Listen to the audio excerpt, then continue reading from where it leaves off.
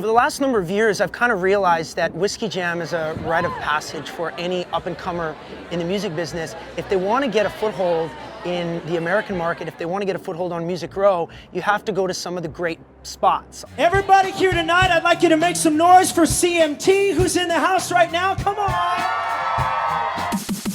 Just like a few nights ago, we're playing up in Canada, and we've got 25,000 people at an incredible event, and we're bringing in the new year, and now we're coming into America, where this is, in every way, shape, and form, this is a relaunch for me in my career. I always thought that it would be a huge challenge for me to break in the United States. It's a mindset. If I gotta start off at square one, man, bring it on. I'm okay with that. I found this guitar case at a pawn shop in Branson, Missouri.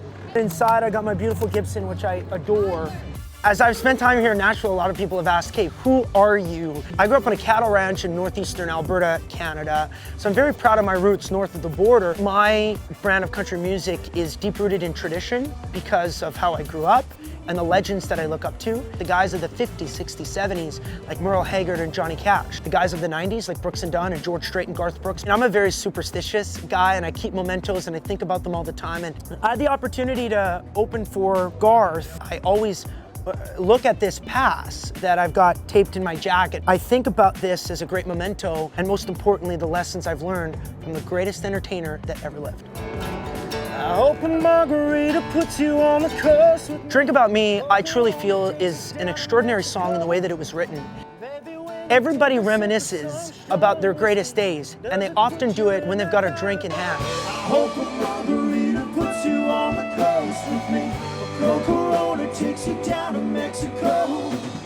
Baby, when you take a sip of Drink About Me, the very first time I heard it live, I actually got to sit beside the songwriter, Matt Rogers. I told Matt that night, if he let me cut that song, I said, I promise you, this will be my very first single. Myself, try to get to heaven, raise a little hell. Rumor has it that starting a career here in Nashville is a 10-year process. If I gotta follow in those footsteps of all the greats that have taken 10 years to make it, like Garth, bring it on. Maybe we'll see you in 2030. Thanks for joining me, Brett Kissel, here at Whiskey Jam for Night Out Nashville.